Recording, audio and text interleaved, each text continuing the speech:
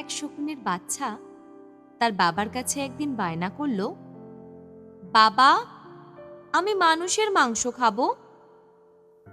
শকুন বলল, ঠিক আছে বেটা, সন্ধ্যার সময় আমি তোমার জন্য এনে দেব।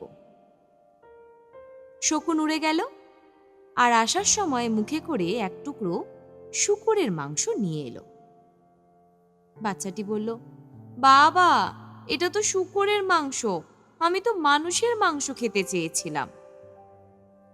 বাবা বলল, অপেক্ষা করো বাবা।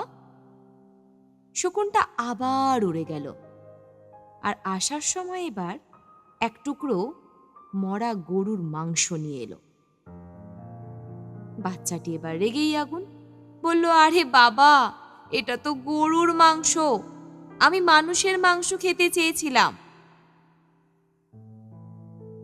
শকুন বলল, অপেক্ষা করো না আর একটু।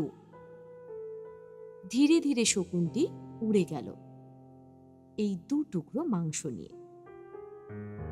ঠিক মসজিদের কাছে শূকরের মাংস আর মন্দিরের কাছে গরুর মাংসটি ফেলে দিয়ে চলে এলো। কিছুক্ষণের মধ্যেই সেখানে শুরু হলো দাঙ্গা। কয়েকশো মানুষের লাশ পড়ে গেল। তখন গাছের ডাল থেকে বাবা আর ছেলে নিচে নেমে এসে খুব তৃপ্তিতে মানুষের মাংস খেল। বাচ্চাটি খেতে খেতে জিজ্ঞাসা করল, বাবা, এত মানুষের মাংস এখানে কি করে এলো? শকুন বলল, হে মানুষ জাতটাই তো এরকম।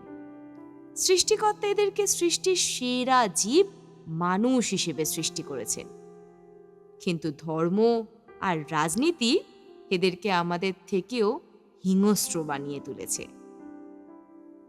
বাচ্চাটি বলল, তুমি ধর্মকে ব্যবহার করলে কেন?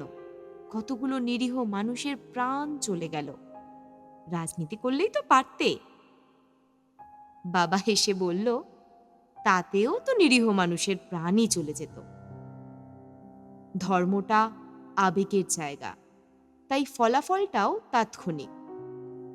তুমি তো আজই খেতে চেয়েছিলে, তাই ধর্মকে টানলাম। রাজনীতি করলে তো অনেক সময় লাগতো, রাজনীতিটা সময়ের ব্যাপার।